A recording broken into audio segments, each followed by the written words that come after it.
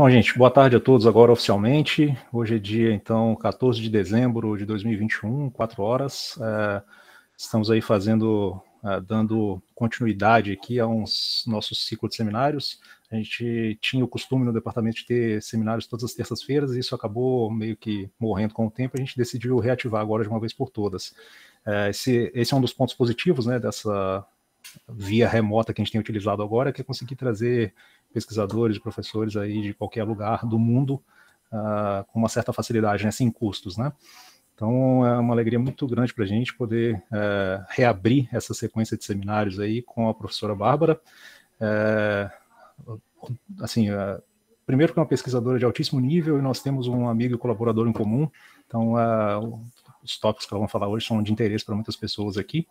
Eu vou fazer uma pequena leitura aqui sobre o currículo da professora. Então, ela possui graduação, mestrado e doutorado na UFMG, com estágio sanduíche na Universidade Autônoma de Barcelona e estágio de pós-doutoramento no Instituto Internacional de Física da Federal do Rio Grande do Norte. Atualmente, ela é professora junto ao Departamento de Física e Matemática do Instituto de Física da Universidade de São Paulo e trabalha na área de fundamentos de teoria quântica e contextualidade e não localidade em teoria quântica. O seminário está previsto aí para ter em torno de 1 hora. Conversando aqui com a professora Bárbara, ela sugeriu que se eventualmente alguém quiser fazer perguntas durante a apresentação, se tiver dúvidas, pode ficar à vontade, ou então a gente deixa, se você não se sentir à vontade para interromper, a gente faz as perguntas no final. Com essa facilidade de tá todo mundo aqui na mesma sala, a sugestão é que você mesmo faça a pergunta, né, sem ter um intermediário aqui. Se alguém tiver com problema de áudio, pode mandar no chat também a pergunta, que a gente, no final, eu posso ler aqui, por exemplo.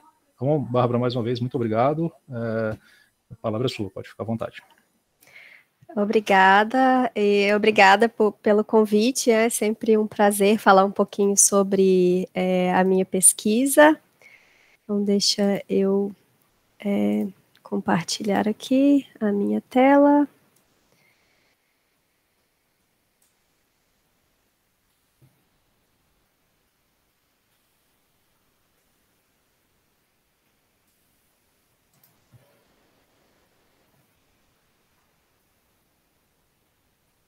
Ok, bom, então, hoje eu quero falar um pouquinho para vocês sobre o que é contextualidade quântica. Então, eu espero que ao final desse seminário vocês entendam um pouquinho o que é essa definição de contextualidade e qual que é o papel dessa propriedade quântica, tanto em fundamentos de física quântica, para o nosso entendimento de por que a teoria quântica é da maneira como ela é, tanto para informação quântica. Então, a gente hoje entende contextualidade não só como uma curiosidade ou uma propriedade que ajuda a gente a entender por que a física quântica é diferente da física clássica, mas também como um recurso que permite com que a gente faça coisas que com sistemas clássicos a gente não consegue fazer, tá?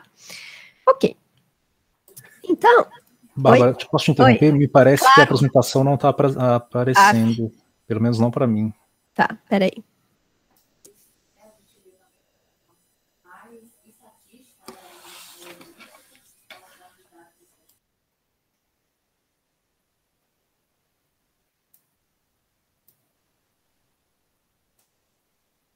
E agora? Agora sim. Perfeito. Então, ótimo.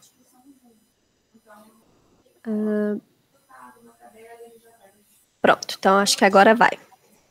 Bom, então, meu objetivo aqui é contar para vocês o que é contextualidade quântica e como ela é vista hoje como um recurso dentro da área de informação quântica.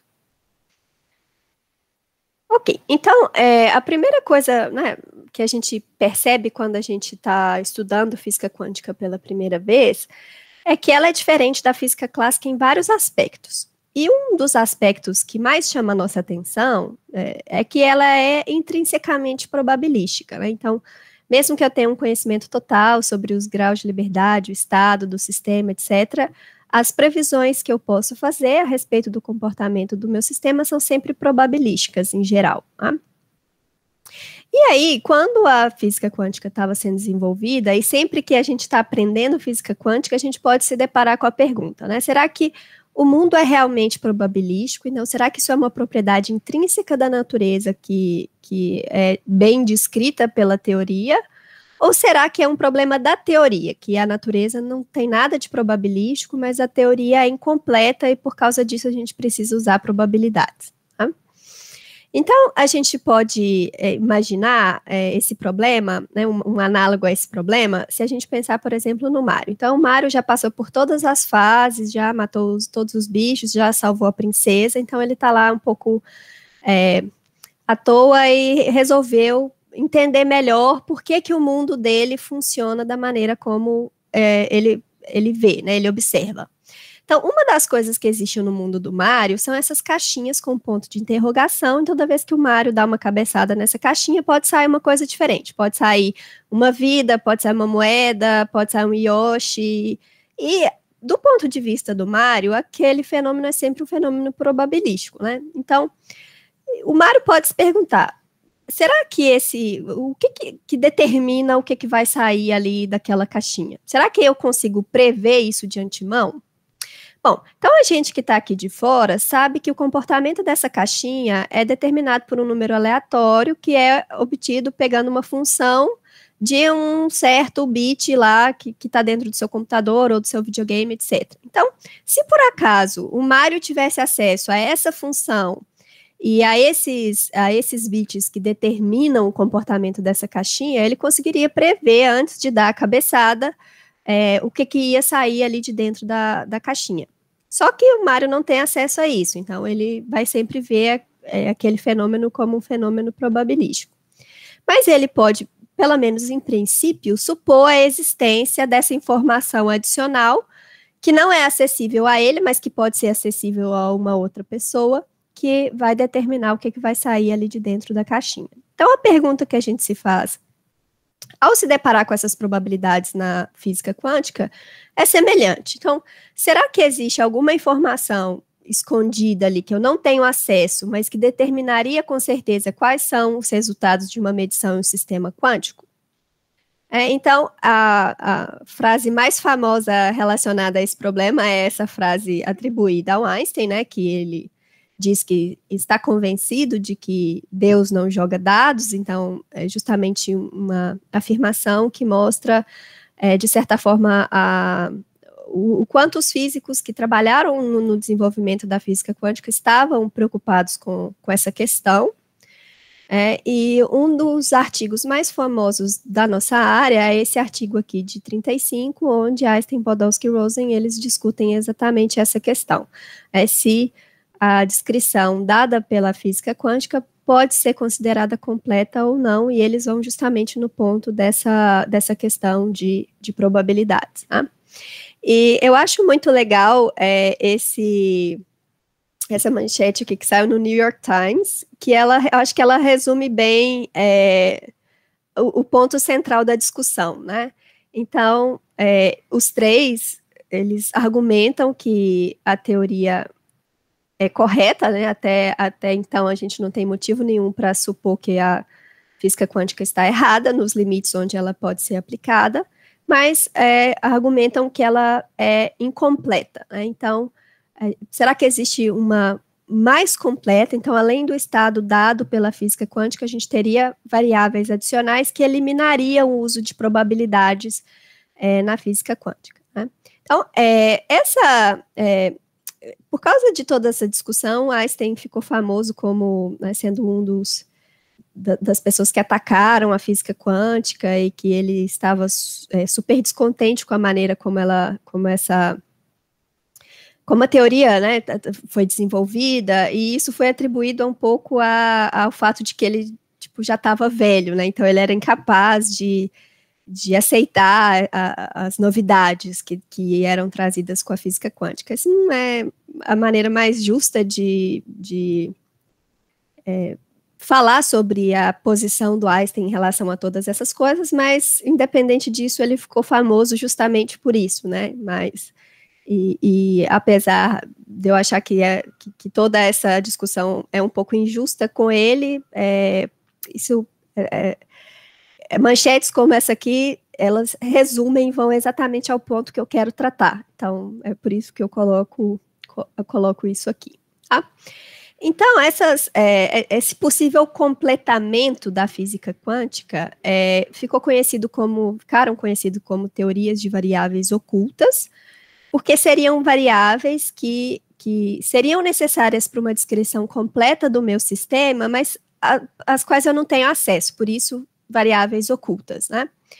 E aí, o objetivo seria encontrar uma teoria em que todas as medições quânticas possuem valores bem definidos, e isso eliminaria a necessidade do uso de probabilidades. Então, o que a gente quer, no final das contas, é recuperar uma descrição para sistemas quânticos que seja mais parecida com a descrição que a gente tem para sistemas clássicos, né? Então, é recuperar, de certa forma, uma noção de classicalidade ali.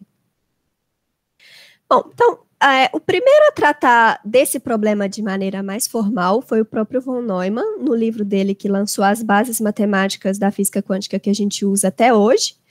E no livro do von Neumann, ele prova a impossibilidade de teorias de variáveis ocultas. Então, tem um teorema no livro dele falando, olha, não existe nenhuma teoria de variáveis ocultas que seja consistente com a física quântica, né? Observando sempre que eu quero teorias de variáveis ocultas que reproduzam, quando eu faço, né, quando eu marginalizo sobre essas variáveis ocultas, eu tenho que reproduzir o que as previsões da física quântica, porque eu estou assumindo que a física quântica está correta, ela só está incompleta. E por causa desse teorema de von Neumann, o assunto ficou meio que adormecido por alguns anos, até aparecer o trabalho de Bohm, em 52,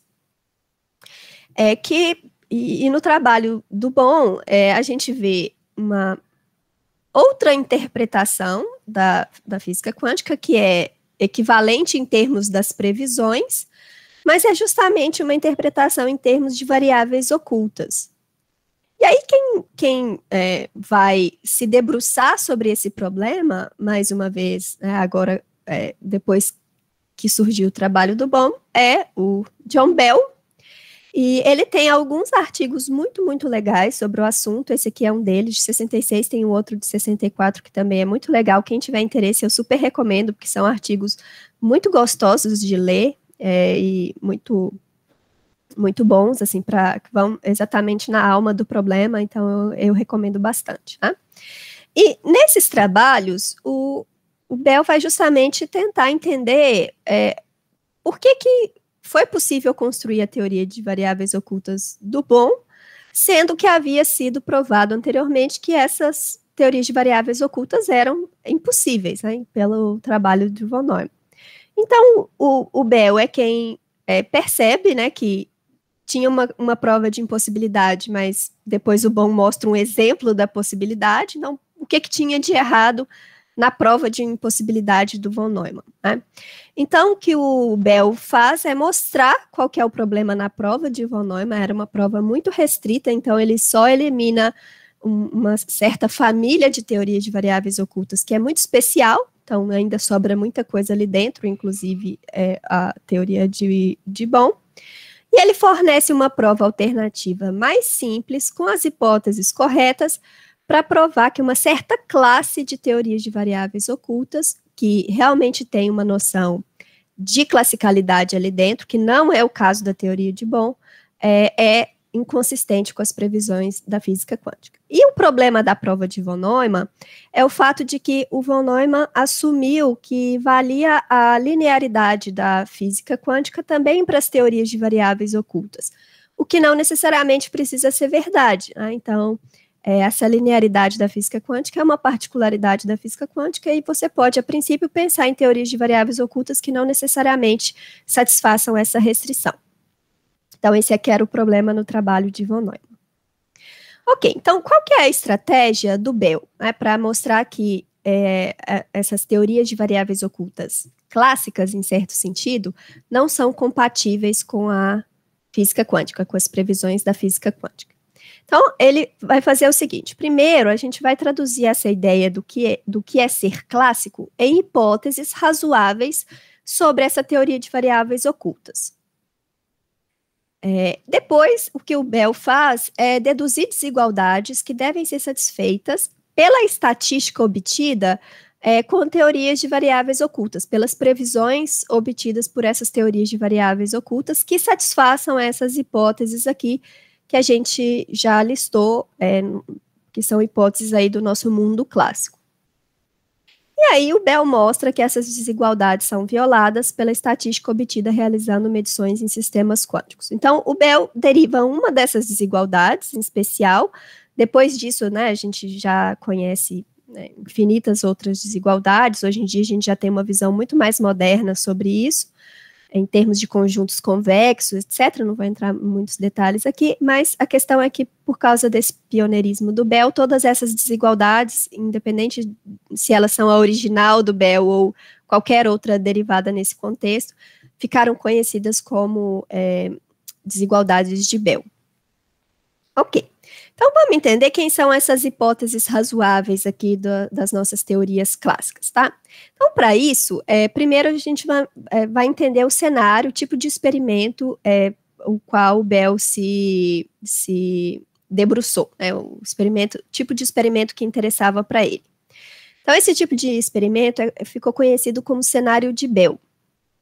Então, no cenário de Bell, a gente tem um sistema multipartite, aqui eu vou supor que ele é bipartite, e que duas partes estão com dois experimentalistas diferentes, Alice e Bob. Então, Alice e Bob, eles estão espacialmente separados, estão bem longe um do outro, e cada um deles tem uma caixinha com um sistema quântico dentro dessa caixinha, e esses sistemas quânticos podem ter interagido no passado, então, a princípio, eles podem estar correlacionados, né? O caso legal é quando eles estão, de fato, correlacionados. E aí, nesse sistema quântico, eu posso aplicar medições, diferentes medições, as medições que eu vou denotar por x e y.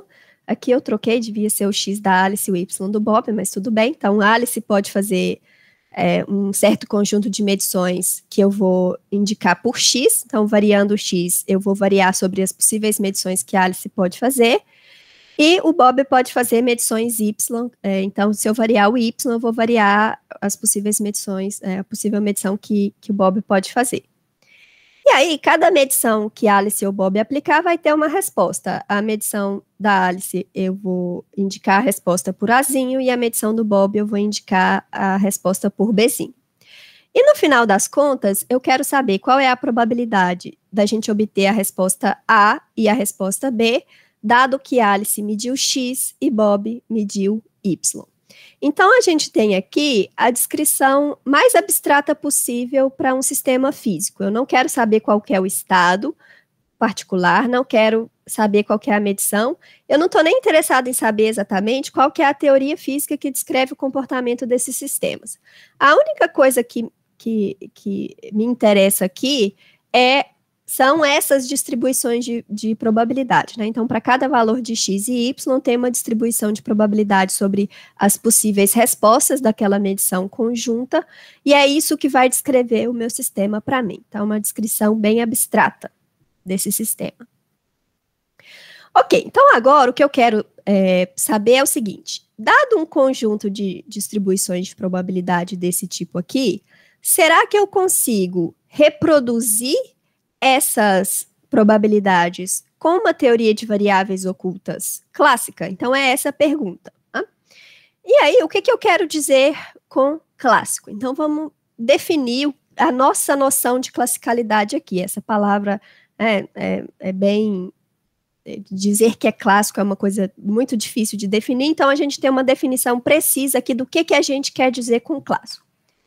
Então, a gente vai fazer 3 hipóteses sobre as nossas teorias de variáveis ocultas.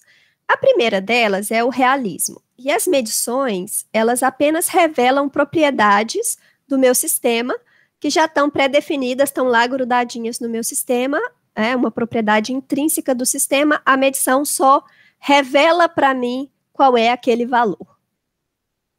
A segunda é a localidade. As escolhas feitas por Alice não devem influenciar os resultados de Bob e vice-versa. Então, que é uma... Se eu estou supondo que Alice e Bob estão espacialmente separados, não existe comunicação entre eles, o que a Alice faz do lado dela não deve influenciar nas respostas que o Bob obtém do lado dele. e vice-versa, tá? Então, essa aqui é a propriedade que não é satisfeita pela teoria de variáveis ocultas do Bohm. Então, a teoria do Bohm não é uma teoria de variáveis ocultas clássica no sentido que a gente usa quando a gente fala de não localidade e contextualidade.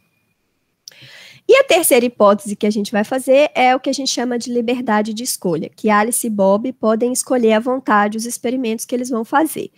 E, essencialmente, o que a gente precisa aqui é que a Alice e o Bob, né, que os aparatos o que escolhe o que vai ser medido, né, não precisam ser pessoas com uma consciência, mas o dispositivo que escolhe qual é a medição de Alice e qual é a medição de Bob tem que estar descorrelacionada do sistema físico que eu quero estudar, tá? Então, essencialmente, a liberdade de escolha é essa suposição.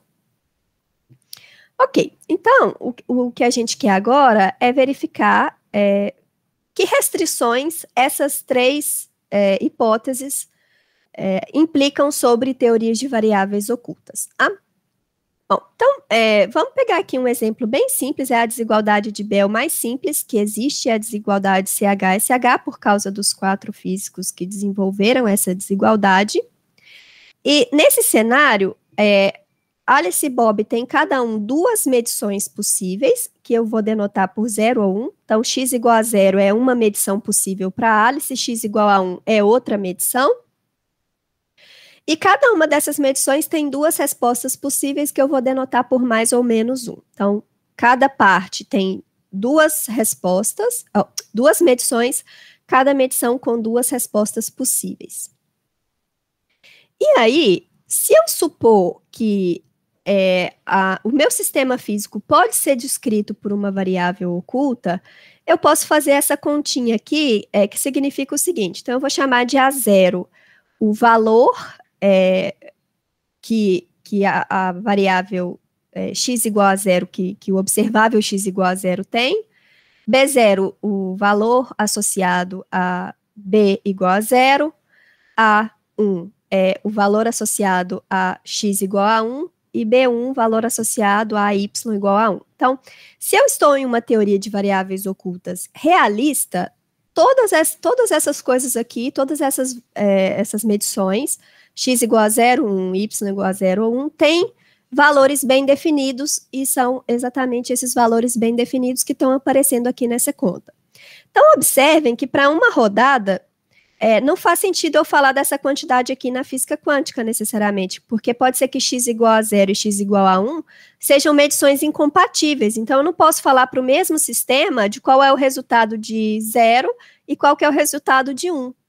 Mas em uma teoria de variáveis ocultas realista, isso aqui faz sentido, isso aqui está definido. Eu posso não ter acesso, porque eu não conheço todas as variáveis que descrevem o meu sistema, mas a princípio eu posso fazer essa conta aqui, tá?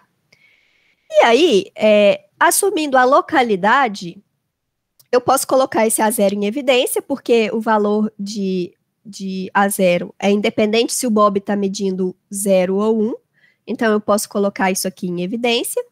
E se a gente lembrar que essas variáveis valem mais ou menos 1, essa quantidade aqui, essa continha aqui, vai dar sempre 2 ou menos 2. Então, eu só tenho 2 possibilidades para esse valor. Então, em uma teoria de variáveis ocultas realista local e que satisfaz a liberdade de escolha, eu tenho sempre que CH é mais ou menos 2, tá? Ok. Então, isso aqui em cada rodada, né? Se eu faço esse experimento várias vezes e faço a média, como em cada rodada isso vai dar 2 ou menos 2, o valor médio dessa quantidade em módulo é menor ou igual a 2. Então, para qualquer teoria de variáveis ocultas realista, local, eu tenho essa quantidade aqui, respeitando essa desigualdade. Ok? Tá bom, então isso é uma consequência do fato de eu supor que o meu experimento pode ser explicado por uma teoria de variáveis ocultas realista local. Bom, e aí agora a gente pode fazer um exercício simples, né, para quem aí já fez um primeiro curso de quântica, né, normalmente quântica 1 da graduação em física. Se a gente pega esse estado emaranhado aqui, um estado de 2 qubits, né, 2 fótons, 2 spin meio emaranhados. E se a gente usa essas medições aqui, em que x é o operador de Pauli sigma x e z é o operador de Pauli sigma z, se a gente usar essas possíveis medições para Alice, essas possíveis medições para Bob, nesse estado emaranhado entre esses dois sistemas quânticos, a gente obtém que o valor médio daquela quantidade, CH é igual a 2 raiz de 2. Então, isso mostra para a gente que a previsão que a gente obtém em um experimento, em um sistema quântico em que a gente faz essas medições nesse estado, não é consistente com uma explicação por uma teoria de variáveis ocultas realista local, tá? Que mostra que uma certa classe de teorias de variáveis ocultas não é consistente com as previsões da física quântica. Ok, então, esse fenômeno ficou conhecido como não localidade quântica. Eu acho o nome terrível, porque ele dá a ideia de que existe algum tipo de comunicação instantânea, né, que existe algum efeito não local ali entre os sistemas quânticos, e não é nada disso que está acontecendo. A gente sabe que a física quântica é completamente consistente com as suposições da relatividade restrita. Toda vez que vocês virem o termo não localidade quântica, o que isso quer dizer é um termo técnico que significa a impossibilidade de explicar a estatística de experimentos com sistemas quânticos utilizando teorias de variáveis ocultas realistas locais. Então, para a gente não ter que ficar explicando isso toda vez, a gente inventou um termo técnico. O problema é que esse termo técnico, especialmente porque a física quântica é utilizada por pessoas mal intencionadas, né, para explicar coisas bizarras como telepatia e outras coisas do tipo, e isso, por causa disso, esse termo ficou ainda pior, tá? Mas quando a gente fala não localidade, isso não tem nada a ver com efeitos que se propagam instantaneamente, não tem nada disso, é um termo técnico que serve unicamente para descrever a incompatibilidade das previsões da física quântica com uma interpretação clássica nesse sentido que eu acabei de apresentar para vocês. Ok, então, uma outra estratégia possível, que também foi desenvolvida pela primeira vez, mais ou menos junto com o trabalho de Bohm e o trabalho de Bell, é esquecer essa ideia de separação espacial, pensar em um único sistema físico e em um único experimentalista fazendo experimentos naquele sistema, e aí, para aquele experimentalista, encontrar conjuntos de medições que têm uma certa estrutura. Essa estrutura eu vou descrever daqui a pouco o que é, tá? E mostrar que essas estruturas não são compatíveis com teorias de variáveis ocultas satisfazendo hipóteses razoáveis, que é agora a nossa ideia de classicalidade, tá? Ok. Então, quais são essas hipóteses razoáveis? Então, a gente mantém aqui o realismo, né? Lembrando que o início de toda essa discussão foi justamente a gente tentar eliminar as probabilidades da física quântica. Então, a gente quer uma teoria em que todas as propriedades físicas daquele sistema estão bem definidas e as medições só revelam resultados que já moram ali dentro desse sistema. Agora não faz mais sentido falar de localidade, porque eu não tenho mais separação espacial. Então, o que a gente vai assumir agora é a hipótese de não contextualidade, que diz o seguinte: vamos supor que eu tenho três medições, a medição A, B e C. A medição A pode ser realizada conjuntamente com a medição B, ou então ela pode ser realizada conjuntamente com a medição C. O fato da gente querer que essa teoria de variáveis ocultas reproduza a nossa noção de classicalidade faz com que seja natural a gente assumir essa hipótese de que o valor atribuído a um teste A não depende se o A foi feito conjuntamente com o B ou se o A foi feito conjuntamente com o C. Então, mudar o que eu vou medir junto com o A não pode alterar uma propriedade que é intrínseca do sistema. Então, é natural a gente fazer essa hipótese. E a terceira hipótese é a mesma, né? A liberdade de escolha, que diz essencialmente que quem está escolhendo o que vai ser medido, né, seja isso um experimentalista ou um dispositivo qualquer, não pode estar correlacionado com essas variáveis ocultas, com o seu sistema. Tá? Então, isso é a suposição de liberdade de escolha. Ok, e aí, o resultado que a gente conhece como teorema de Bell-Cauchy-Specker hoje diz que não existem teorias de variáveis ocultas satisfazendo as condições 1, 2 e 3 que seja consistente com as previsões da física quântica. Então, esse resultado apareceu primeiro nesse artigo aqui de Cauchy-Specker, que, se eu não me engano, é de 57, tá? Eu cortei a data aqui na figura, mas, se eu não me engano, é de 57. E eles mostram esse resultado utilizando um conjunto de medições em um sistema de dimensão 3, mas é um conjunto de medições que tem mais ou menos umas 120 medições. Então, é um conjunto super complexo e não é a maneira mais simples de demonstrar isso. Então, depois da demonstração original, muitas demonstrações mais simples apareceram, tá?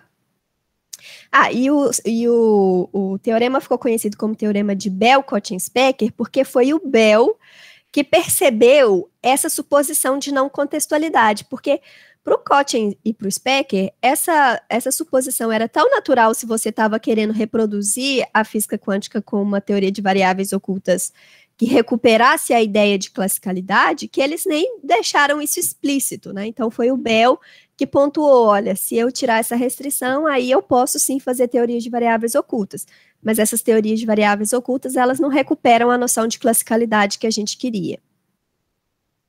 Bom, a prova mais simples desse resultado é o que a gente chama de um cenário KCBS. Então, nesse cenário, eu tenho um sistema de dimensão 3, um Q-trit, né, um spin 1, e eu tenho 5 medições nesse sistema. E essas medições, elas podem ser feitas conjuntamente dessa forma. Eu posso realizar conjuntamente x0 e x1, x1, x2, x2, x3, x3, x4, x4, x0. Ou seja, x0 e x1 comutam, x1 e x2 comutam, e assim por diante, mas não necessariamente, por exemplo, x0 e x2 comutam, né? Então, eu tenho algumas medições que não comutam e esses pares aqui obrigatoriamente comutam. Ok. Então, se essas medições podem valer mais ou menos 1, em uma teoria de variáveis ocultas realista não contextual, eu posso sempre fazer essa continha aqui, em que AI é o valor atribuído à variável xi, à medição xi. Então, a minha teoria de variáveis ocultas assume que todas essas propriedades, todas essas medições possuem valor bem definido, esses valores bem definidos são esses As que aparecem aqui, então eu posso fazer essa conta, e aí, assumindo que isso vale mais ou menos 1 cada uma dessas variáveis aqui, é possível mostrar que isso aqui é sempre igual a mais ou menos 3, tá? E aí, se eu repito o experimento várias vezes, o valor médio dessa quantidade é sempre menor ou igual a 3. E aí, é possível mostrar também, realizando medições em um sistema quântico de dimensão 3, né, um spin 1, a gente pode obter um valor médio que é aproximadamente 3,9, que é maior do que a cota dada pelas teorias de variáveis ocultas realistas não contextuais. Então, o que mostra que a física quântica é inconsistente com uma descrição por esse tipo de teoria de variável oculta. Essa propriedade de sistemas quânticos ficou conhecida como contextualidade quântica, mas, de novo, a gente tem que tomar cuidado com esse nomezinho aqui, né? É o mesmo caso do anterior, apesar dele não ser tão bombástico assim, né? Mas o que a gente quer dizer com contextualidade quântica é justamente, um termo técnico que significa a impossibilidade de descrever sistemas quânticos com teorias de variáveis ocultas realistas não contextuais. Então, se a gente quiser resumir, é simplesmente a impossibilidade de descrever as probabilidades em física quântica da mesma forma que a gente descreve na física clássica, né? Normalmente a gente sempre associa probabilidades a uma informação incompleta sobre o sistema. Na física quântica não é bem assim, é isso que esses resultados mostram.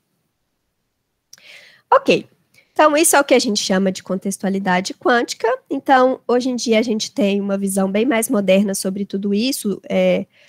Todos esses conjuntos de probabilidades são conjuntos convexos em dimensão enorme, então isso aqui é só uma representação pictórica, né, do que acontece. Então, a gente tem aqui o conjunto de todas as distribuições de probabilidade que são consistentes com teorias de variáveis ocultas clássicas, então a gente chama, resumidamente, de conjunto clássico.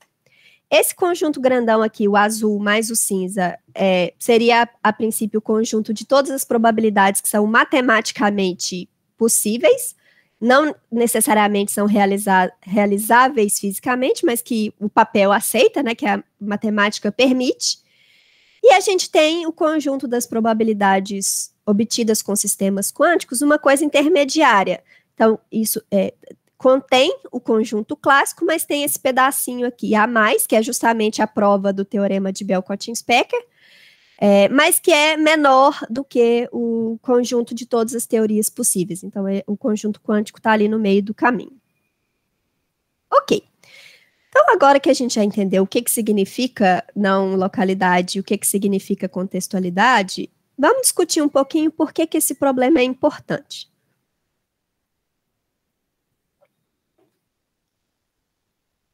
Bom, então, primeiro, vamos discutir uma situação em que esse problema é importante fora da física quântica. Esse problema é importante quando a gente está lidando com banco de dados, por exemplo. Então, vamos supor que você tem o mesmo conjunto de pessoas e essas pessoas responderam 2 questionários. E nesses questionários, elas responderam a mesma pergunta. Então, por exemplo, no primeiro questionário, elas responderam sobre o nome e a idade. No segundo questionário, elas responderam sobre o nome e a cidade onde elas moram. Então, aqui a gente diz que a gente tem a variável nome em 2 contextos diferentes, né? Uma hora eu estou medindo nome junto com a idade, na outra hora eu estou medindo o nome junto com a cidade. E aí a gente espera, né? Claro que se as pessoas responderam corretamente esse banco de dados, o nome tem que ser o mesmo nos 2 bancos de dados, né? Então, se eu olhar só para a distribuição ali dos possíveis nomes, isso tem que ser independente do contexto onde essa variável aparece. Então, se eu tenho contextualidade nesse tipo de distribuição de probabilidade, que vem de um questionário desse tipo, isso significa que eu tenho um erro no meu dado, que esses dados não são confiáveis. Ou as pessoas erraram muito na hora de responder, ou os dados ali, né, o arquivo que guardava aquela informação foi corrompido por algum motivo. Então, contextualidade aqui é ruim, né? E aí, essas desigualdades, como aquela KCBS que a gente viu anteriormente, que são conhecidas como desigualdades de não contextualidade, elas podem ser utilizadas para verificar se os dados podem ou não ser utilizados. Se elas são violadas, a gente pode simplesmente concluir que os dados estão muito ruins, joga tudo fora e faz o experimento de novo, se aquilo for possível, né? E aí, essas desigualdades de não contextualidade podem ser construídas de maneira a verificar, por exemplo, se as pessoas estão mentindo. Então, essa é uma coisa muito usada em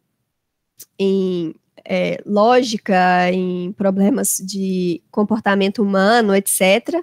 Então, toda essa discussão ela é super importante em psicologia, sociologia também, e em outro contexto completamente diferente do que é a minha pesquisa, né? Então, eu acho bem interessante, por exemplo, pontuar esse primeiro artigo aqui, em que aquela desigualdade CH-SH, que a gente viu lá no início, quando a gente falou de não localidade, aparece.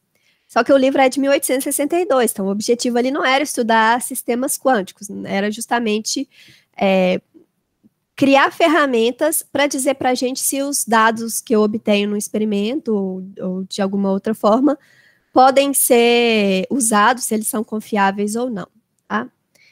Ok, então, existem várias aplicações de contextualidade e não localidade fora da física, mas não é com isso que eu trabalho, queria só mostrar isso assim mais como uma curiosidade.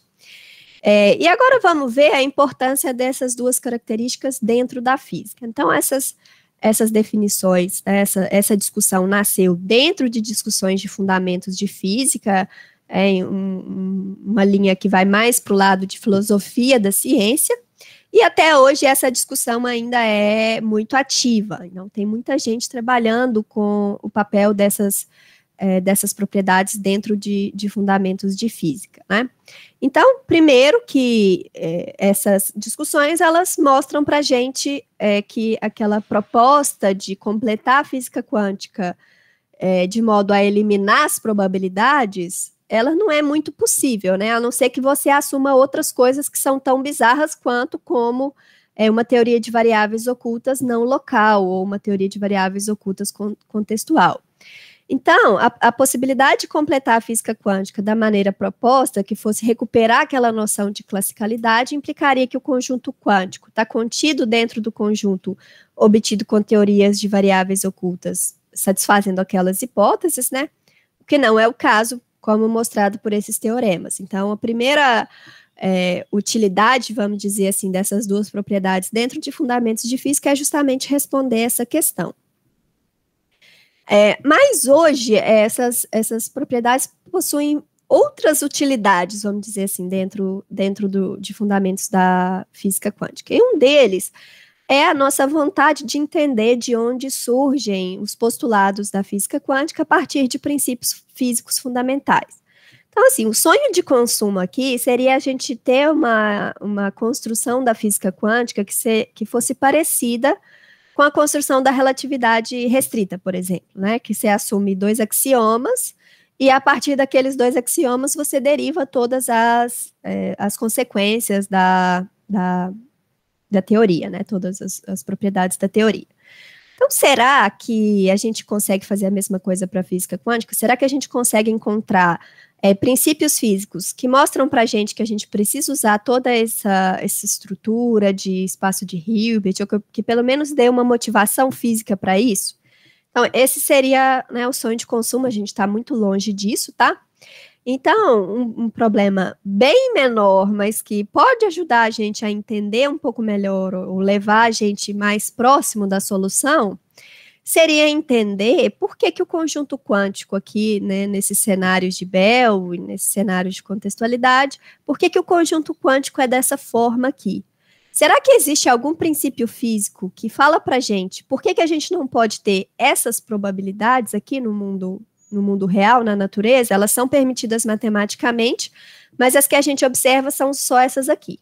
Então, por que isso acontece, né? Então, esse é um problema ao qual muita gente tem se dedicado aí nos últimos anos. Né? Para quem tiver interesse, eu acho muito legal essa palestra do Chris Fuchs, que é um excelente pesquisador nessa linha. Ela está disponível lá nos arquivos do Perimeter Institute.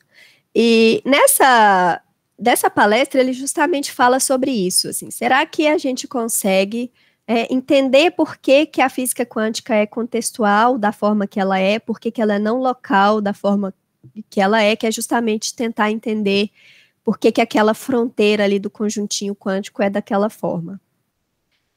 E foi isso que eu fiz no meu doutorado, né, em parceria com a Dan Cabello, que é da Universidade de Sevilha, e com o Marcelo Terra Cunha, que foi meu orientador de doutorado, estava na UFMG na época e hoje está na Unicamp. Esse aqui é meu marido, Thales, ele não participou diretamente do paper, mas sem ele nada disso seria possível. E nesse artigo a gente justamente discute um princípio físico que é chamado de princípio de exclusividade, e que ele explica justamente o fato da fronteira do conjunto quântico ser da forma que ela é. Né?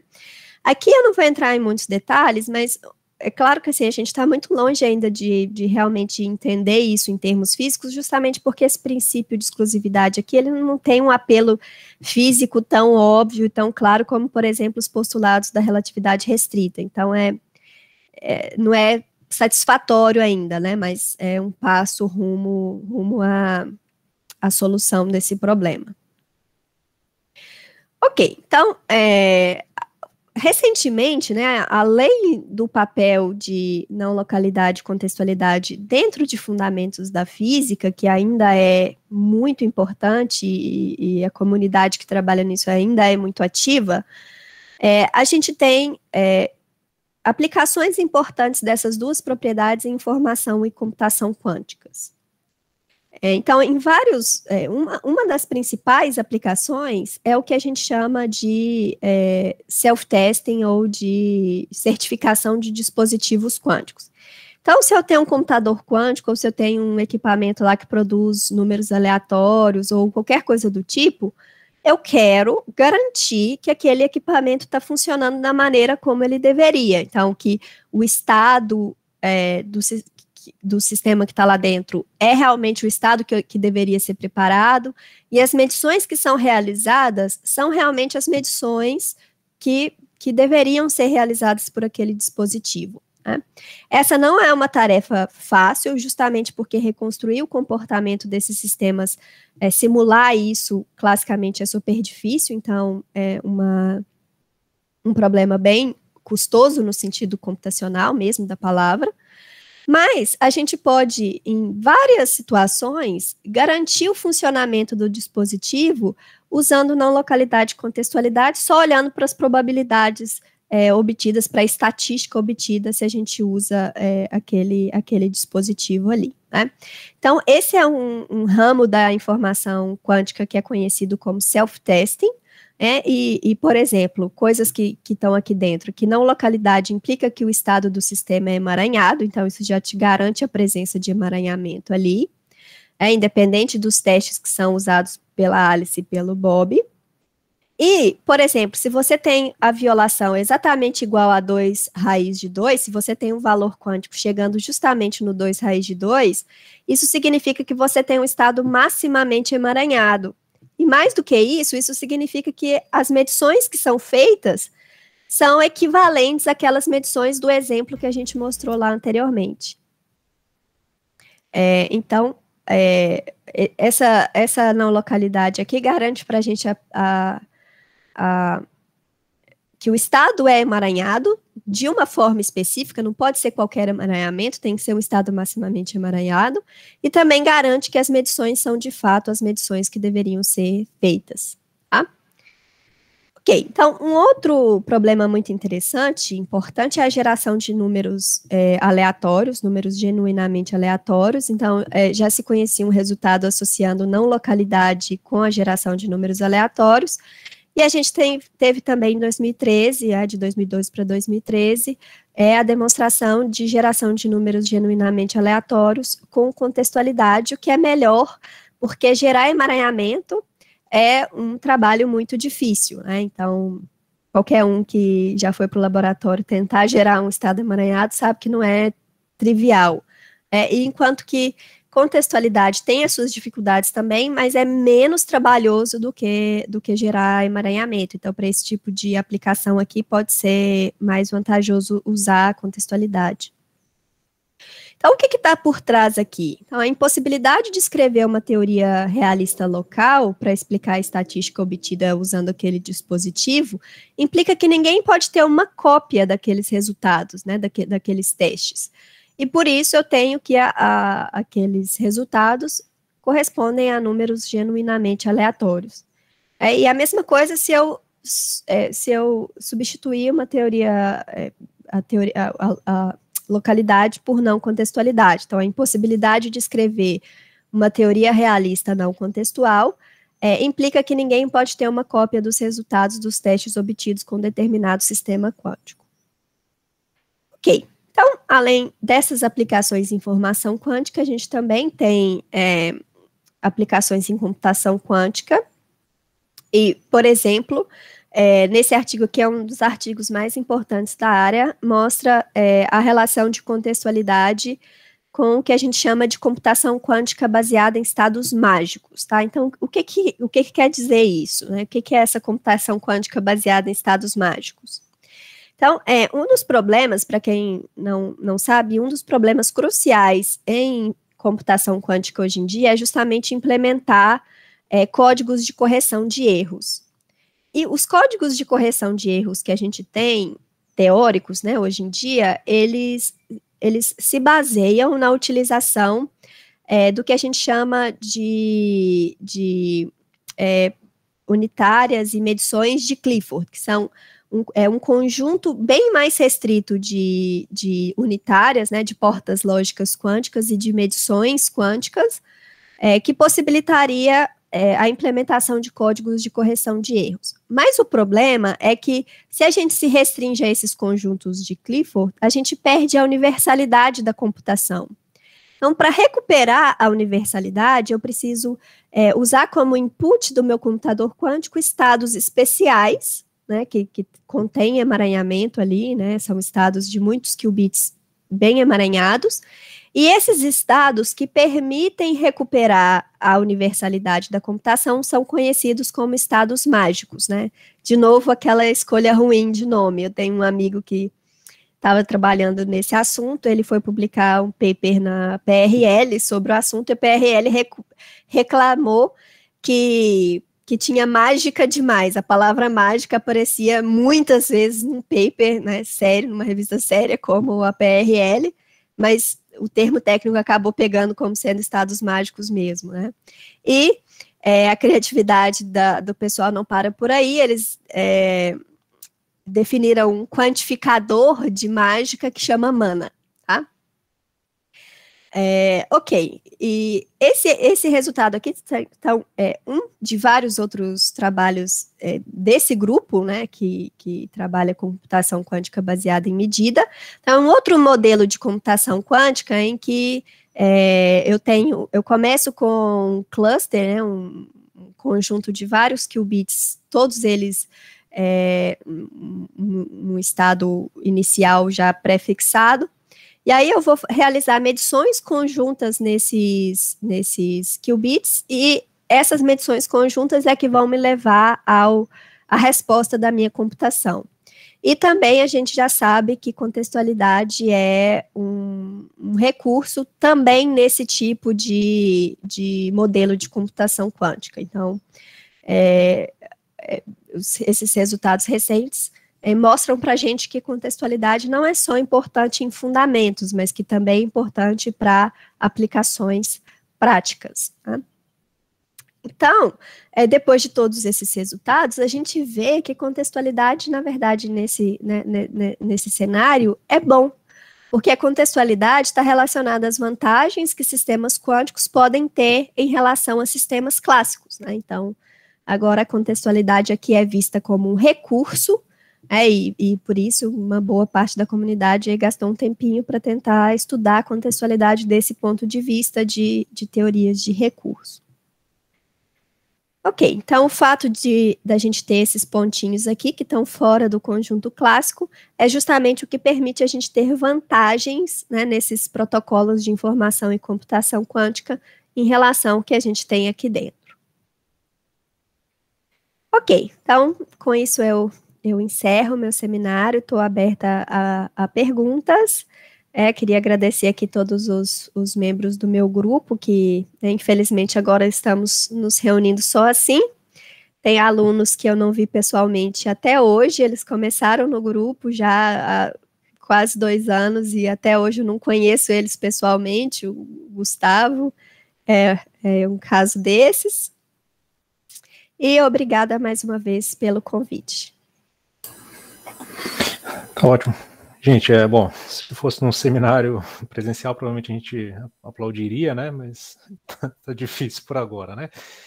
Perguntas, vamos abrir aí para as perguntas. Quem tem dúvidas, quiser, pode ficar à vontade para abrir. Se alguém tiver problema com o microfone e quiser mandar a pergunta aqui pelo chat, pode mandar também que a gente pode ler. Valon, pode ficar à vontade. Bárbara, muito obrigado pela explicação, excelente. Eu acho que esse tipo de seminário que você despertar o interesse em muitos estudantes de graduação e de pós-graduação do nosso departamento para esses temas, né, que são temas importantíssimos em pesquisa em física de ponta no momento, né? Então, assim, antes de mais nada, muito obrigado por você estar apresentando esse seminário para a gente, né? E assim, alguns pontos só que eu gostaria também que você comentasse um pouco. Quando você começou falando, né, indo já para os pontos, já que para não dominar demais a conversa aqui, né? Quando você falou lá na página, eu acho que 36 e depois na 50, que você falou sobre as hipóteses, né, para os modelos de não localidade, né, chamados de não localidade e chamado de contextualidade, né? Só que, quer dizer, só para deixar claro esse ponto, né? Na verdade, a gente chama de não localidade, só que, na verdade, ele segue 3 hipóteses, né? Apesar de não ser somente não localidade. Então, por exemplo, o realismo está presente e o free will também está presente, né?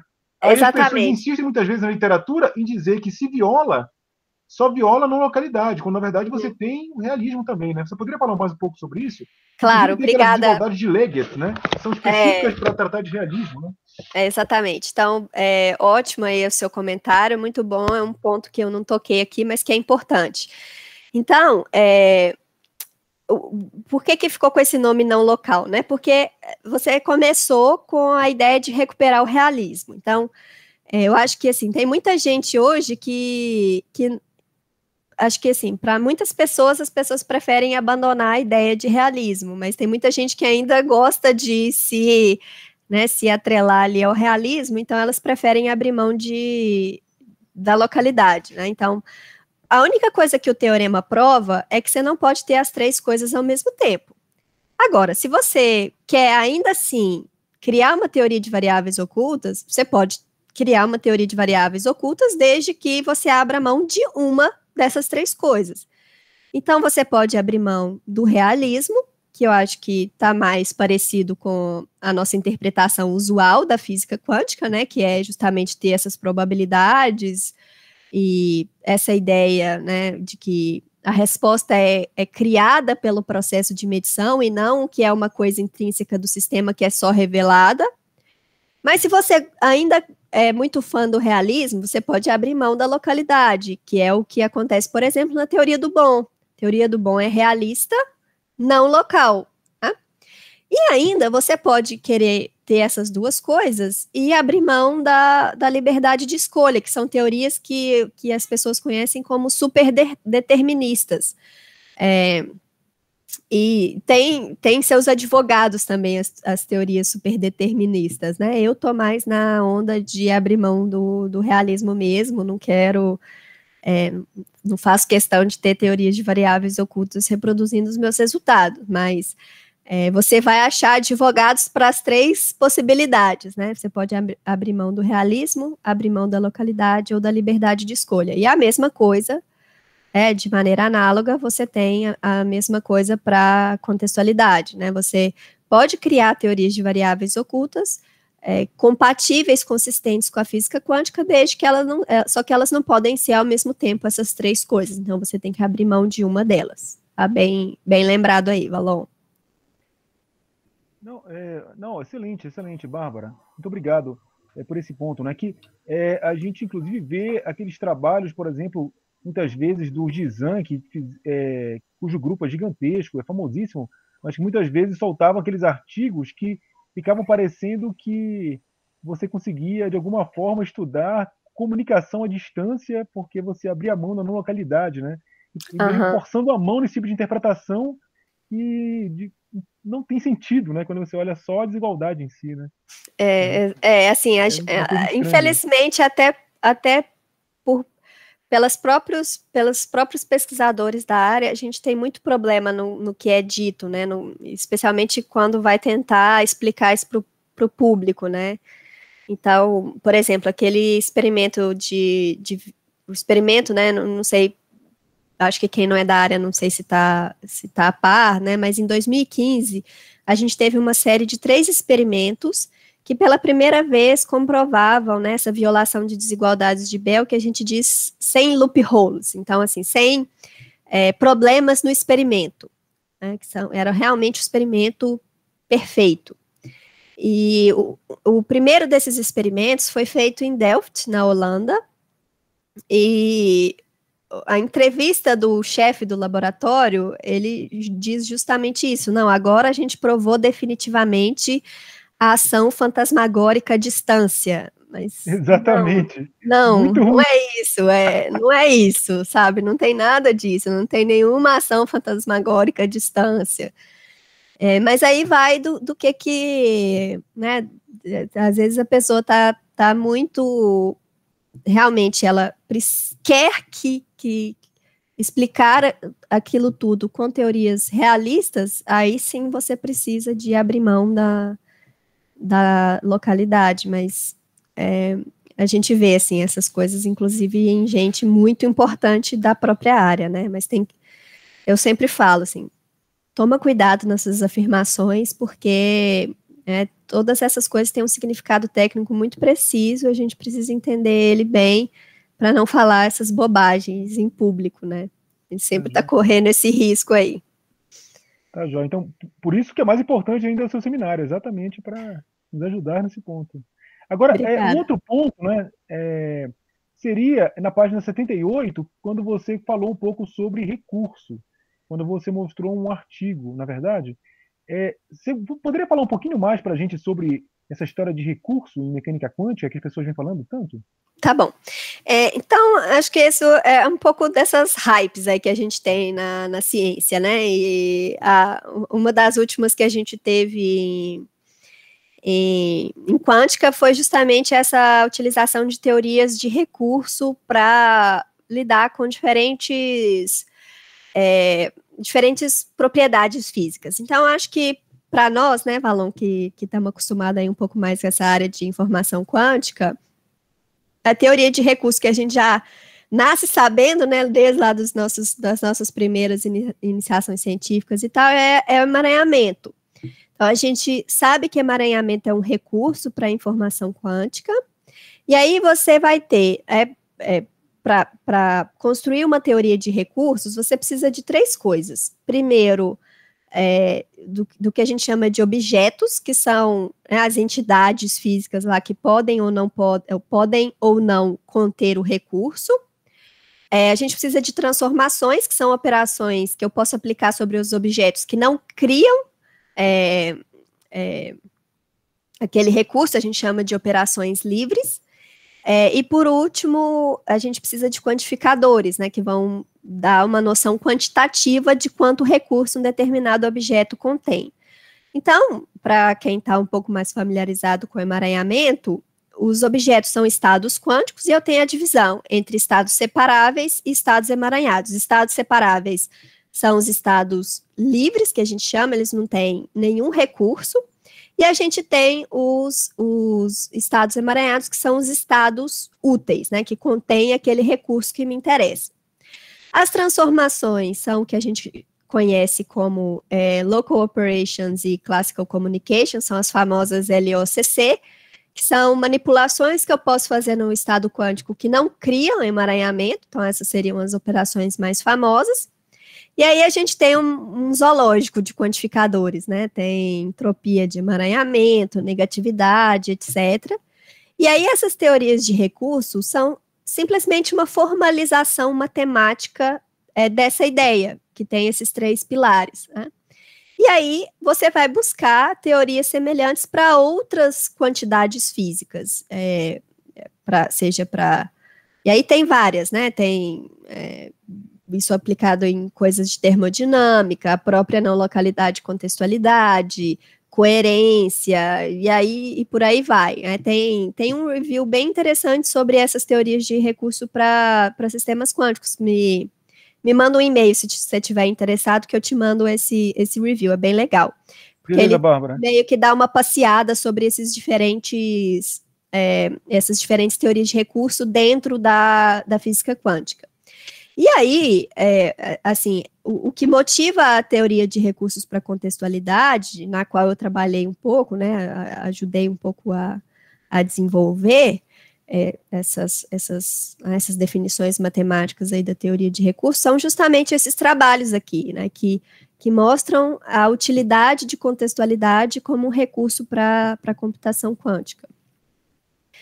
Assim, a gente ainda está longe de realmente entender que tipo de contextualidade é necessária para ter vantagem, etc. Então, esses trabalhos mostram a relação, mas ainda é uma compreensão parcial, né? Então ainda tem muito chão ainda para percorrer, mas essas teorias de recurso, elas fornecem para a gente ferramentas muito importantes, assim, não só dentro desses trabalhos que veem essas propriedades como recurso, mas para outras coisas também. Então são ferramentas muito úteis que precisam ser desenvolvidas, né? E a gente já tem uma teoria de contextualidade bem robusta, uma teoria de recursos bem robusta para contextualidade. Tá ótimo, obrigado. Muito obrigado, Bárbara. Bruno, então, beleza, hein? Muito obrigado. Bruno, obrigada, Valon. Opa, obrigado, hein? Esperamos você no futuro, por aqui. Com certeza. Tá joia. Mais perguntas, gente? Não posso fazer uma, então, já que ninguém se manifesta. Bárbara, quando você estava escrevendo umas expressões envolvendo lá resultados de medida, tipo a IBI, né, e combinações, você tem motivação para escrever essas expressões? Tá. Alguma motivação, deixa eu voltar física lá. Ou matemática, ou... Você diz essa aqui, né? De onde Isso. que a pessoa tirou isso aqui da cabeça dela? Por exemplo. Tá bom. Tá, então deixa eu explicar. Primeiro, quando essas coisas apareceram, eu não faço a menor ideia de por que esses 4 caras aqui pensaram nessa quantidade. Sim, não sei se já tinha alguma coisa, né, que apontava nessa direção, se foi um insight deles, não faço ideia. Eu sei que eles usaram essa quantidade, o Bell também, né, já tinha a quantidade dele, mas acho que foi o insight ali do momento, não tinha muito um motivo, assim, tem que ser isso. Só que hoje, deixa eu ver se eu chego aqui nesse esse conjuntinho, hoje a gente sabe que essas desigualdades estão relacionadas com hiperplanos que separam esse conjunto azul do conjunto cinza. Então, por exemplo, eu posso olhar para as faces, né, para os hiperplanos que definem essas faces aqui. E aí você tem softwares específicos para encontrar essas faces. Então, você coloca lá o cenário nesses softwares, ele vai cuspir para você essas equações.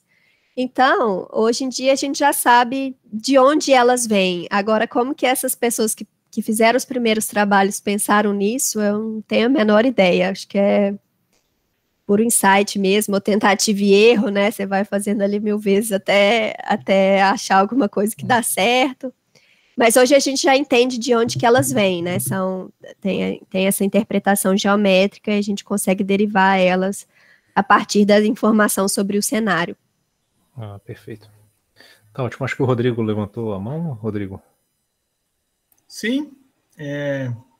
Boa tarde, Bárbara, de novo. Obrigado aí pelo me esclarecer e aprender mais um pouquinho aí sobre informação quântica. E tem coisa de uns 6 meses aí que eu tenho trabalhado com um professor lá da Federal, lá do Foz do Iguaçu, sempre o Nila, o Rafael, e a gente tem trabalhado bastante na programação em si, né, porque eu tenho originário da simulação, vamos dizer, orientado do Bismarck. Então a gente tem trabalhado com esses algoritmos lá, os QSTIT, da Penny Lane. E em que contexto existe já alguma aplicação de vocês destas ideias de contextualidade e dessas medidas nesses softwares? Criado algum tipo de programa ali para mostrar isso de alguma maneira, vamos dizer assim, computacional, botar a máquina para rodar lá com 3, 4 qubits, às vezes até 10, porque você tem hoje a possibilidade de ter mais. Essa é uma pergunta. E o que você acha, né, dessa ideia aí de informação quântica com esses algoritmos de machine learning, né? Não sei se você já estudando isso aí. Já. Eu tinha até um trabalho com o Cristiano, inclusive, que é amigo do Bruno aí, usando machine learning, mas o negócio não foi muito para frente. Quem sabe, aqueles projetos que ficam guardados lá na gaveta e quem sabe uma hora a gente ressuscita ele, né? Bom, primeiro, hoje em dia, esses computadores, esses algoritmos aí que a gente tem disponíveis, essas linguagens, né, tipo QSKIT, eles têm servido como uma plataforma experimental para a comunidade, que qualquer um pode usar. Então, para contextualidade, eu diria que o que a gente pode fazer com esses experimentos, com essas ferramentas, é justamente isso.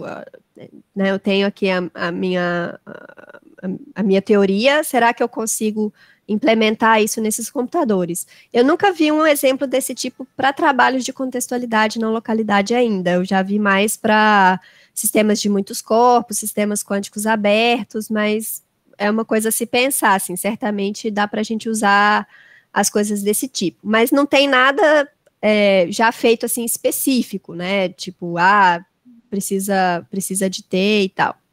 Uma coisa que a gente sabe é que normalmente coisas que podem ser facilmente simuladas classicamente, obrigatoriamente são não contextuais ou locais, né? Porque justamente a impossibilidade de simular classicamente está justamente no fato de não morar nesse conjunto. Mas não tem nada específico, mas certamente essas coisas servem como uma plataforma para a gente fazer experimento. Então, antes, isso. Eu acho que isso meio que trouxe uma revolução assim, para a área, não só para a informação quântica, mas especialmente para a informação quântica, porque antes você queria fazer um experimento para testar sua teoria, você tinha que procurar um laboratório que pudesse, né, que tivesse a tecnologia para fazer o que você precisava. Aí você tinha que entrar em contato com o chefe do laboratório, né, se tudo desse certo ele já era seu amigo, mas se não fosse aí era mais difícil ainda. Você tinha que convencer o cara a parar o experimento que ele estava fazendo para ele fazer o seu e tal. Então agora não, agora você entra lá no site da IBM e manda o computador da IBM rodar. Então, né, claro que a complexidade não é ainda do mais top possível, mas é melhor do que muitos experimentos que você consegue fazer, que você demoraria anos aí para comprar o equipamento e tal, então tem essa vantagem. É claro que é uma coisa que você não controla, você não abre ali para ver a física que está dentro, então tem várias desvantagens, mas serve para te dar um insight, para te guiar se sua teoria está boa ou não, e isso certamente vai ser útil para a área de contextualidade também. A segunda pergunta eu esqueci. Foi sobre machine learning, né? É verdade, machine learning. Então, de novo, é aquela coisa do hype da ciência, né? A última hype aí, que inclusive chegou, né, na informação quântica, foi machine learning, então vamos fazer tudo com machine learning, né? Então, o que a gente tem trabalhos que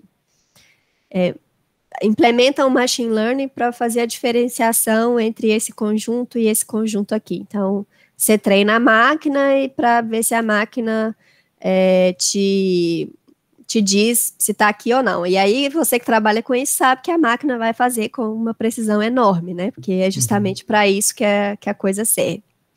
Mas aí o pessoal falou assim, tá, mas isso é muito simples, né? Isso aí é o que machine learning faz. Não precisava de um paper todo para falar isso. Então, será que a gente consegue aprender alguma coisa com machine learning que você não conseguiria de outra forma? Aí a coisa começa a ficar um pouco mais interessante, né? Então, tem um trabalho, por exemplo, porque eu falei, agora vou ter que fazer um adendo aqui, né? Que eu respondi o Bruno, falei, tem um software que acha essas desigualdades. Tem. Só que nem sempre você consegue rodar tudo, porque esse problema é tão complexo, achar essas desigualdades aqui, é um problema naquela classe de complexidade NP difícil. Então, o negócio cresce exponencialmente com a complexidade do seu cenário. Então, se você aumenta o número de medições ou o número de partes, né, em vez de ser bipartite, ser multipartite, ou então se você aumenta o número de respostas, você aumenta exponencialmente o número de desigualdades. Então, para poucas medições, você já vai ter na casa aí de milhões de desigualdades. Você não vai fazer nada com isso, né? Você não consegue listar essas coisas. E aí, com o machine learning, a galera conseguiu descobrir classes de desigualdades que não tinham sido achadas antes com esses métodos tradicionais, digamos assim. Então, realmente, o Machine Learning deu um insight adicional para esse problema que não era conhecido antes. Então, e o trabalho que eu tenho com o Cris nessa direção é tentar fazer algo parecido para contextualidade, assim, para alguns cenários específicos de contextualidade, para ver se com Machine Learning a gente também consegue perceber esses insights aí. Agora, fora desse contexto, assim, de não localidade e contextualidade, Machine Learning eu acho que é uma ferramenta que veio para ficar, né, em todas as áreas da ciência, em especial informação quântica. Então, a gente pode usar em vários outros problemas práticos. Então, eu tenho um aluno de mestrado agora, o Silvio, que o projeto dele é baseado num projeto que foi feito na UFABC, que eu até fui da banca, então foi aí que eu comecei a ver essas coisas, que é justamente usar Machine Learning para fazer discriminação de estados quânticos, para fazer tomografia de estados quânticos. Então, eu faço algumas medições no estado, tenho aquelas medições e eu quero dizer qual que é o estado quântico que está ali dentro, né, que o meu sistema está. Então, já existem alguns resultados mostrando que Machine Learning é muito melhor do que ferramentas usuais que a gente tinha para fazer tomografia. Então, definitivamente para isso aí, vai ser ótimo, porque tomografia é uma coisa que as pessoas precisam fazer sempre, é uma coisa prática que você vai ter que usar. Quanto melhor sua ferramenta, mais fácil vai ser para você. Então, é um problema bem interessante. Você está falando de imageamento mesmo ou tomografia quântica? Não, tomografia quântica. Tá. O que quer dizer isso? Quer dizer que eu te dou um sistema quântico, ou melhor, não, né? Mas eu te dou lá várias cópias de um sistema quântico preparado no estado Rho. Você não sabe quem que é o estado Rho, tá? Aí você vai medir, né, fazer medições nessas cópias, e baseado no resultado que você obteve das medições, você vai tentar adivinhar qual é o seu estado Rho. E aí, existem várias ferramentas que te permitem reconstruir o Rho a partir dessa informação das medições. E aí, usando Machine Learning, você tem resultados melhores para várias classes de estados do que você teria com as ferramentas que eram usadas antes. Uhum. Então, é um problema super importante. Então, assim, Machine Learning dentro de informação quântica, eu acho que vai ter muita utilidade. Não sei necessariamente se nesse contexto, assim, né, disso que eu apresentei hoje, mas para outras aplicações, certamente vai ser muito importante. Bárbara, vou te mandar um e-mail aí, pode botar em contato, para ver se a gente consegue conversar aí, eu, você, Rafael, Valon, sobre esses assuntos aí. Às vezes vai ser ótimo. Vai dar uma contribuição muito boa aí para as nossas discussões. Que ótimo, vai ser um prazer. Então, acho que o Valon levantou a mão de novo, Valon. Ô, Bárbara, muito interessante esse ponto que você falou, né? O problema de tomografia sempre demanda um problema de extremização, né? Uhum. E o Machine Learning que está aí para isso. E aí eu não tinha me tocado disso. Que interessante esse ponto que você falou. Assim, se você pudesse mandar alguns artigos que você tiver sobre o assunto para a gente depois. Tá, mando sim, com certeza. Tá bem? Tá. Quem me introduziu a esse tema, né, de Machine Learning para tomografia foi o Roberto Serra, lá da UFABC. Ele me convidou, assim, é aquela coisa, né, você é convidado para uma banca e você acaba, tipo, ganhando muito, né, então foi muito bom essa banca que eu fui lá. É um aluno de mestrado dele, e o trabalho de mestrado desse aluno foi justamente isso, assim, usar Machine Learning para tomografia de estados. Aí é claro que era um trabalho de mestrado, o trabalho estava muito bom, mas no mestrado você não tem tanto tempo, assim, para desenvolver uma ferramenta, né, super... Você faz uma coisa nova, mas não dá para fazer ali uma coisa super espetacular por causa do tempo, né? Então, certamente tem muita coisa dentro desse trabalho, dessa linha, que precisa ser explorada, que pode ser explorada, que vai ser muito importante e muito útil. Então, colaborações aí nesse sentido são super bem-vindas. Bom, se você me permite, eu não sei como está seu tempo, posso fazer uma última perguntinha aqui? Claro, eu estou tranquila, estou tranquila. Beleza.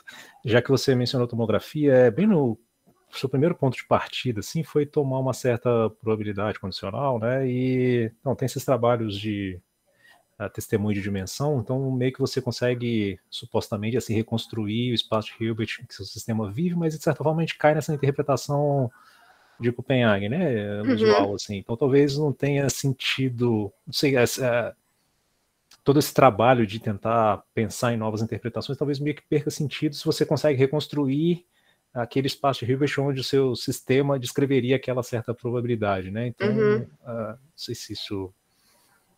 não sei... Você fala assim de essas... Tá. Então, todas essas dimension witness são... No final das contas, são um problema de não localidade, né? Se você tem certo grau de não localidade ali, então, obrigatoriamente, o seu sistema tem que morar em uma dimensão tal. Mas, assim, deixa eu voltar aqui no meu cenário. Então, eu falei que eu tenho essa descrição aqui super abstrata, né? Mas, no final das contas, é claro que, assim, tem aplicações e aplicações de tudo isso aqui que eu falei, né? Eu mencionei aplicações em fundamentos, etc. e tal. Então, tem horas que você só está querendo falar coisas genéricas sobre o seu sistema. Então, eu não vou falar nada sobre estado, nem nada. Eu vou continuar trabalhando com essas probabilidades aqui. Mas, por exemplo, naquela aplicação de self-testing que eu mostrei, o seu objetivo não é ficar trabalhando só com essas probabilidades, é justamente usar essas probabilidades para te contar o que está acontecendo fisicamente aqui dentro dessa caixinha, para te dizer, olha, eu tenho um estado quântico tal, com medições tais. E o Dimension Witness cabe exatamente dentro desse paradigma aqui. Então, eu sei que tem um sistema quântico aqui dentro. Será que eu consigo garantir que é um sistema quântico de dimensão pelo menos 7? Então, existem maneiras de você fazer isso olhando para essas probabilidades. Com um sistema de dimensão até 6, você gera um certo conjunto de probabilidades. Então, se a sua probabilidade está fora daquele conjunto, quer dizer que você tem que ter pelo menos dimensão 7. Então, isso é uma aplicação super importante dessas coisas. Então, deixa eu voltar aqui no meu conjuntinho. Então, aqui, né? Você tem um conjunto quântico que daria todo esse pretinho aqui, né? O azul mais o preto. Então, se você fixa a dimensão do seu sistema quântico, isso significa que você vai estar num conjunto aqui menor do que o conjunto quântico todo. Isso é justamente o que dá esses dimension witness. Então, nem sempre você está interessado em ficar só com essa descrição super abstrata. Às vezes, você quer justamente usar essa descrição abstrata para te contar coisas sobre a descrição efetiva do seu sistema, em termos de estados e medições. E Dimension Witness cairia ali. Agora, o que você pode pensar é a dimensão desses espaços aqui, né? Que não é o espaço de estados, mas que tem uma certa dimensão mínima ali. Mas, normalmente, eu nunca vi uma preocupação nesse sentido. Assim, normalmente, a gente começa disso aqui para tentar falar coisas sobre o estado do sistema e etc. Eu não sei se era exatamente essa sua pergunta, mas... uma discussão geral, na verdade. Acho que eu nem cheguei a fazer a pergunta, né? Mas, enfim. Tá bom, gente. Eu acho que alguém tem mais perguntas? Não? Acho que podemos encerrar, então. Bárbara, mais uma vez, muito obrigado pela excelente palestra, super didática, consegue atingir vários níveis, né? Muito obrigado aí mais uma vez. Espero que a gente possa contar com você no futuro aí, quem sabe, né, presencialmente, né? Vai ser ótimo. Tá, obrigada pelo convite mais uma vez. Parabéns, obrigado. Obrigada. E quando você decidir ir de vez para a informação quântica, vamos conversar aí. A hora que o Cris, né? Quando o Cris conseguir te convencer de vez, a gente pode trocar umas ideias aí. Com certeza. Obrigado. Gente, eu acho que é isso, então. Vamos encerrar a nossa gravação. Bárbara, muito obrigado.